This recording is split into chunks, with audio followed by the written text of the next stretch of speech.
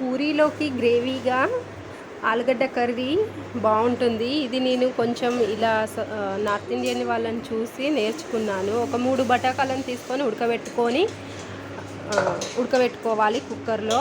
తర్వాత ఇందులోకి మనం ఒక ఆనియన్, ఒక టమాటో తీసుకొని చిన్నగా చాప్ చేసుకోవాలి. చిన్న చిన్న ముక్కలుగా కట్ చేసుకున్న తర్వాత మనము ఇందులోకి ఒక 3 మెంబర్స్కి కర్రీ పూరీలోకి గ్రేవీగా టేస్టీగా ఉంటుంది. ఏ మసాలా ఏది అవసరం ఉండదు. చిన్న చిన్నగా టమాటా, ఉల్లిగడ్డ, మిర్చి చిన్న చిన్నగా కట్ చేసుకున్న తర్వాత ఇందులో మీరు ఎక్కువ క్వాంటిటీ కాకుంటే ఎక్కువ మనం ఆలుగడ్డలు వేసుకోవచ్చు. ఇప్పుడు ఒక ప్యాన్లోని కొంచెం ఆయిల్ కొంచెం ఎక్కువనే ఉంటుంది, ఎందుకంటే గ్రేవీ కాబట్టి. ఆయిల్ గరం అయినాక యాజ్ యూజువల్ మనం ఆవాలు, జీలకర్ర వేసుకోవాలి. అక్కడ ఉడికిపోయినాయి ఆలుగడ్డలు, అందుకోసమే బంద్ చేసిన. ఆవాలు, జీలకర్ర వేసుకొని ఇందులో ఓమ, ఇంగువ కంపల్సరీగా వేసుకోవాలి. ఎందుకంటే ఇవి కందదుంపలు కొంచెం డైజెషన్కి కడుపు నొస్తుంది కాబట్టి, గ్యాస్ ప్రాబ్లం ఉంటుంది కాబట్టి ఇంగువ, ఓమ కంపల్సరీ. తర్వాత ఇలానే 1 by 1 ఆనియన్, మిర్చి, కడిపత్తా వేసుకున్న తర్వాత మనం ఆ 3 బటాకాలలో పొట్టు తీసి పక్కకు పెట్టుకోవాలి. ఇవి ఫ్రై అవుతూ ఉంటుంది. మరి ఫ్రై అయిన తర్వాత అల్లం వెల్లుల్లి పేస్ట్ వేసుకొని కొంచెం ఫస్ట్ టమాటా మగ్గిన తర్వాత అల్లం వెల్లుల్లి పేస్ట్ వేసుకోవాలి. పసుపు వేసుకోవాలి. అది కూడా కొంచెం సేపు ఫ్రై కానివ్వాలి. అల్లం వెల్లుల్లి పేస్ట్ ఫ్రై కానిచ్చిన తర్వాత బాగా ఇది టమాటా ఉడకాలి, కనిపించకూడదు అసలు గ్రేవీలో ఇవి చెప్పాలంటే. తర్వాత ఇప్పుడు మనం ఈ కర్రీలోకి పూరి కూడా చేసుకోవాలి కాబట్టి ఆల్రెడీగా నేను పిసికి పెట్టిన పిండిని ఇప్పుడు అందులోకి కారం తగినంత, ఇక మనం స్పైసీగా తింటే స్పైసీగా తగినంత ఉప్పు.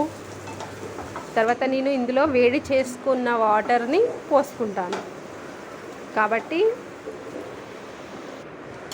కొన్ని వాటరు వేడి చేసుకొని ఎంత గ్రేవీ కావాలనుకుంటే అంత గ్రేవీ ఇప్పటికీ సరిపోయేంత కొంచెం ఆ మసాలా మొత్తం మగ్గాలి కాబట్టి కొంచెం వాటర్ వేసుకున్న వేడి నీళ్ళు. తర్వాత మూత పెట్టుకొని ఒక మసాలా వేసుకున్నాం, మనం ఇంట్లో చేసుకున్న మసాలానే, ప్రత్యేకించి ఏది బయటిది ఏం లేదు. ఆల్రెడీగా అది వేసుకొని కొంచెం మసాలా అయినాక ఒక్క బటాకా ఇందులో పావు బజ్జీతోటి మనం మొత్తం మ్యాష్ చేసుకోవాలి. మ్యాష్ చేసుకున్న ఒక్క బటాకా ఇందులో కట్ చేసుకొని వేసుకొని ముక్కలుగా కట్ చేసుకొని ఇది ఆలుగడ్డని మనం పావు బజ్జీతోటి మ్యాష్ చేయాలి మెత్తగా, అసలు కనిపించకూడదు. గ్రేవీ అనేది దీనివల్లనే వస్తుంది. అలా మెత్తగా మ్యాష్ చేసుకున్న తర్వాత వాటర్ కొంచెం మళ్ళీ అవే వేడి నీళ్ళు మళ్ళీ పోసుకుందాం. ఇప్పుడు ఎంత కావాలనో గ్రేవీ అంత పోసుకోవాలి. మనకి పూరీలోకి తినాలి కదా కొంచెం. మళ్ళీ ఇంకొక 2 బటాకాలు ఉన్నాయి కదా, అవి కూడా కట్ చేసుకొని వేసేసుకోవాలి. ఇలా బటాకా అంటున్నానని ఏమనుకోవద్దు, ఈ బటాకా అలవాటు అయిపోయింది భాష, అందుకోసమే ఇది భాషలో మిస్టేకు. కొత్తిమీర వేసుకొని ఇక గ్రేవీని కొంచెం చిక్కబడనివ్వాలి. చూడండి చిక్కగా అయింది పూరీలోకి. ఇప్పుడు పూరీ చేసుకుందాం. పూరీ బటాకా gravy curry north Indian style అన్నట్టు. ఇది వాళ్ళు ఇలానే చేస్తారు. లాస్ట్కి పెరుగు యాడ్ చేసుకోవచ్చు, ఇష్టం. కొంచెం పుల్లగా కావాలనుకుంటే వాళ్ళు పెరుగు యాడ్ చేస్తారు. ఇక మనకి పుల్లగా అవసరం ఉండదు కాబట్టి మనం ఇలానే తిందాం. వాళ్ళు షుగర్ కూడా యాడ్ చేస్తారు కాబట్టి మనం షుగర్ని కూడా స్కిప్ చేసేసినాం.